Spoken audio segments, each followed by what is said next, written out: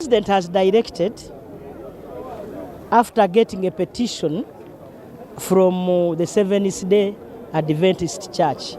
In fact, he called them Bachwanga.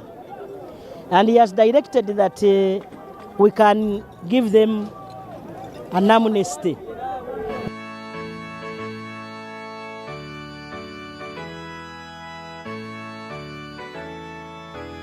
Welcome back to the channel. The government of Uganda has finally responded to concerns raised by the Seventh-day Adventist Church over the country's newly introduced National Cleaning Day. But is this response enough? Stay with me, because I am going to give you every detail you need.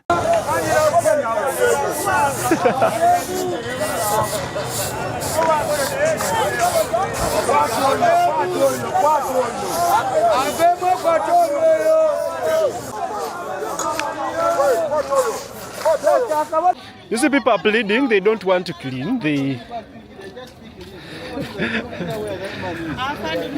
They're trying to explain that they've cleaned somewhere already, but that doesn't make sense. Time check, it is 7:40, and I'm currently here at one of the busiest spots along the Kampala flyover project. Those that are out there not doing anything, please come out, try something. You see those guys there, they're bringing rubbish from the other side and dropping it here. So these are the heaps of rubbish. The Prime Minister is officiating everything somewhere here. She wants to hand over the wheelbarrow to the local councils here. Yeah, she wants the truck where to put it. The government of Uganda recently launched a nationwide National Cleaning Day initiative, requiring communities across the country to participate in public sanitation exercises on the last Saturday of every month. Before I give you the update, let me quickly play a short video of the previous government announcement. Every citizen to create and protect a clean and a healthy environment, and that every Ugandan has the right to a clean and healthy environment. The government of Uganda is therefore pleased to announce the commencement of the implementation of the National Cleaning Days Initiative, a national program approved by Cabinet under Minute number 246 CT 2025 during the Cabinet meeting held in Entebbe on 11th August 2025 under the chair of His Excellency the President. Regarding the National Cleaning Day following concerns from the Seventh-day Adventist Church, government officials addressed the issue publicly. Now, let's listen to the response from the government to the Seventh-day Adventist. The government's monthly national cleaning exercise has sparked concern among members of the Seventh-day Adventist Church. The church says conducting the exercise every last Saturday of the month conflicts with its religious observance of the Sabbath. In response to the petition, Prime Minister Robin Anabanja says the government is considering the concern raised by the church, emphasizing the need to balance national programs with the constitutional right to freedom of worship. The President has directed, after getting a petition from the Seventh-day Adventist Church. In fact, he called them Bachwanga.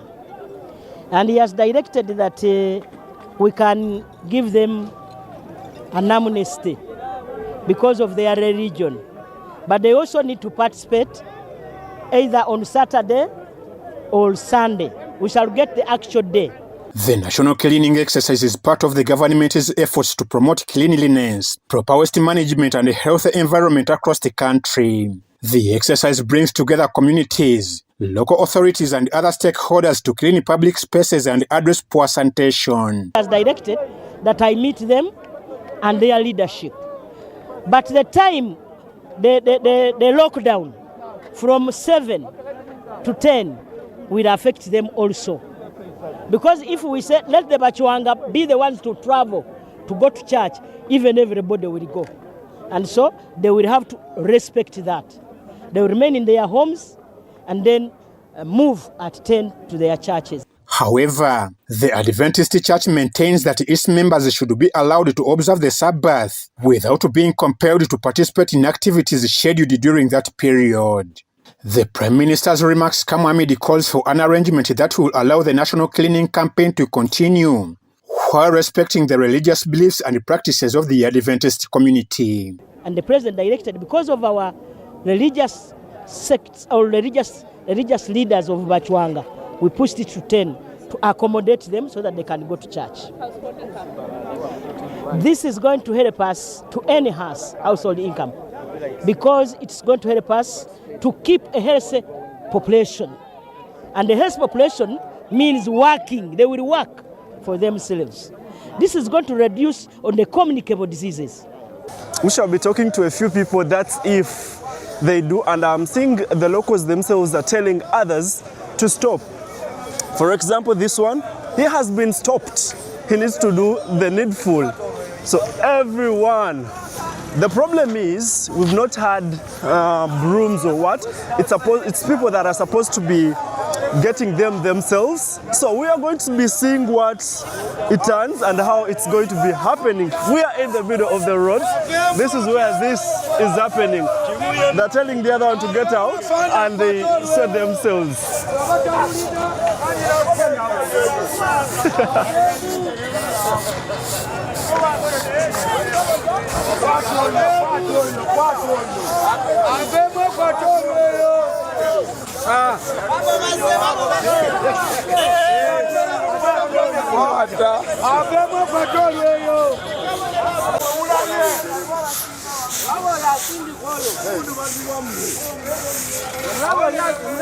So this is the roundabout. By this time it should be filled with a lot of people cleaning, but there are no people, there are no cars moving around.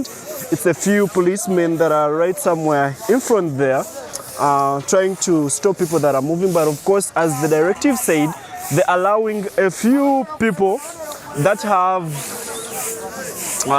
reasons, mostly medical and other emergencies, people that have lost their loved ones, people that are having different appointments. Because right now, most of the banks, other offices are closed because they're observing this as a national day. So this is where I found myself, picking a few rubbish here and there. For example, here. So in a few, I'll be heading to town. This is Chibuye roundabout. You see these guys here? These cars were stopped, and that motorbike has just been stopped. These ones were stopped here. They have to be here until 10 a.m. That's when they'll be leaving this area. So in a few, I'm going to be heading to town and see what is happening in town.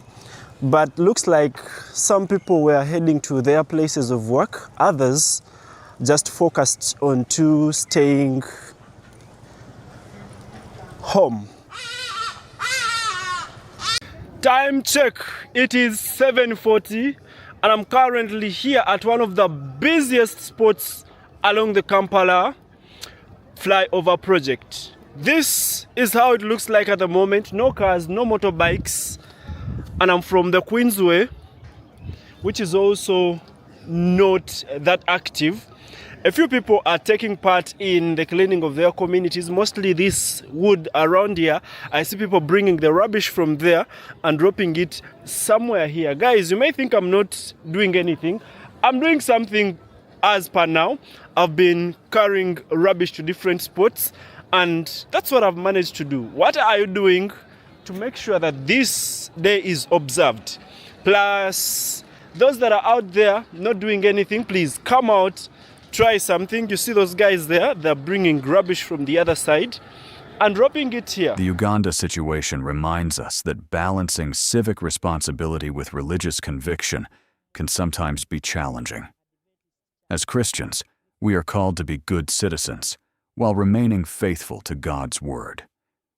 This story also reminds us to pray for wisdom, for government leaders, for church leaders, and for believers seeking to honor both God and their responsibilities in society. What do you think? Should governments provide reasonable accommodations when national programs conflict with sincerely held religious beliefs? Share your thoughts respectfully in the comments below. If you found this report informative, please like this video, subscribe to Adventist Global News, and share it with others. Thank you for watching.